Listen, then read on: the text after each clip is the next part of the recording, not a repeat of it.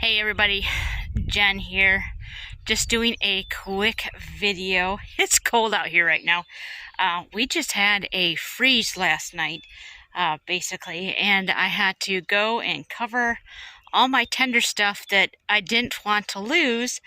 And I had row covers, frost row covers, and some of them I have out in the big garden, but I had bought like 6 of them, and so I was able to use the extras to cover other parts of the garden.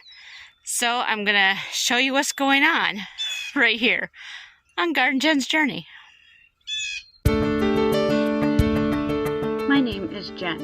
In 2016, we moved to a small rental property in central Michigan. Here, I started my journey of organic gardening, making natural remedies, cooking from scratch, and so much more. Welcome to my homestead, and welcome to my journey. Alright, so this is my larger garlic planted bed here. A lot of garlic that is under here. I have it still covered right now because we are expecting another cold night tonight, and with these row covers it lets in the light and the air and the precipitation, so I don't have to worry about them being under shade or anything. So they'll be fine one more night because it takes a lot to uncover them and cover them back up. But yeah, this is my huge bed of garlic here. Then my irises, my tulips. I'm hoping my tulips will perk back up. They still have ice crystals on them. And then my daffodils took a hit, of course. These are my winter sown jugs. And I did put quite a few that had seedlings all under. This is an old frost blanket. You can tell by the amount of dirt and fungus and stuff that's on it. This is an old one. But I put all the ones that had germinated underneath here. Because like I said, it get down to mid-20s. Really, really cold. Then I'll take you over to the greenhouse, and maybe you'll get to see Miss Sparkles. She's due to have kittens in just a couple weeks, so we got her a spot in the greenhouse because the greenhouse is like her home. Oh, there she is. She is in her crate. So this is Miss Sparkles. And we've done a pretty good job of making this crate kind of her place because she lives in the greenhouse right now. She doesn't like other animals, so she hides in here. And we have her a box where she can have the kittens. We got food and water. I've got to change out the water, of course. But as you can see, she likes it in here. And probably within the next couple days, I'll be actually locking her in after I get a litter box in here. So we can keep track of her and make sure she has her kittens in here, where they're safe, and we can make sure they don't go feral, because we do have other cats and of course the dogs, and so if they come around, she runs and hides, and we don't want her to run and hide and have her kittens somewhere that's potentially unsafe and where we won't be able to interact with them. And also worry about her getting pregnant again right after she has the babies. But she's a good girl. Aren't you, Sparkle Darkles? She's such a sweet cat. And then these are the seedlings I was growing indoors that we brought out here. And when it gets really cold at night, I put them down here. This is a warming box that we have. I have a thermometer that just turns my heater on and off.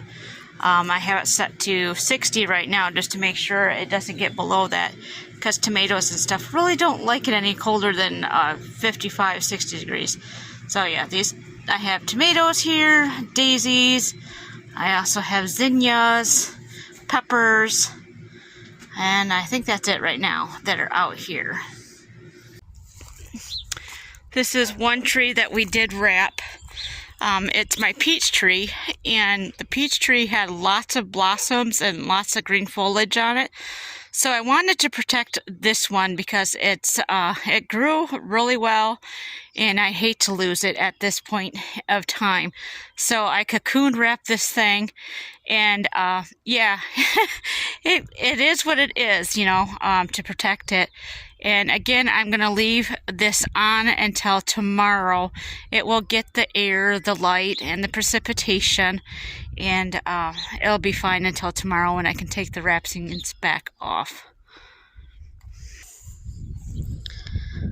My comfrey seemed to do just fine. It's not looking any worse for wear. So these are the 2 beds that I planted about a month ago and have them underneath these row covers. I had to readjust the row covers because of the type of wind that we get here. They fall to the ground pretty easily. As you can see, that one there has kind of gone to the ground. We actually had to put in more hoops to keep the fabric up, just like I said, because our wind here it knocks things around, and so we had to kind of work with what we had and improve it to work in our conditions of our environment here. But the things under here are doing pretty good. Again, I'm going to leave them covered for one more day, and then I'll uncover them again tomorrow. This is my other bed of garlic. Let's take a peek here and see how they're doing. So as you can see, the garlic is doing pretty well under here. And some say that garlic can take a nice cold temperature, but these are expensive seed garlic that I got last year, and I really didn't want to take the chance of losing this whole crop. So we went ahead and just covered them. And of course, last but not least is where my currants are. The ones that I have left. I lost quite a few last year. So this is what I have left, and so I wanted to make sure I protected them. And again, I am going to leave the covering on until tomorrow, and we'll see how everything made it through. But we'll take a peek and see if there's any damage so far. Alright, the currants are looking pretty good. Some of the leaves that were touching the cloth are kind of brown and discolored, but overall, they're looking pretty good. So we're just going to keep them covered, and then we'll take off the cloth tomorrow. So that's what it's looking like around here with all the frost going on. That's why one of the things around here is we don't really plant any tender crops until at least mid-May to the end of May. Because yes, it's wonderful, it's nice, it gets up to 60 degrees during the day right now. But we still have those freezes overnight, which is why we have to protect our crops and not plant anything too early. So I hope you liked this video, just this quick walk around the gardens, showing you how we've protected some of our crops from the frost. So make sure to give it a thumbs up and subscribe if you haven't already. Love to have you on this journey. Until next time, I hope wherever you are, you're wonderfully blessed. Bye-bye.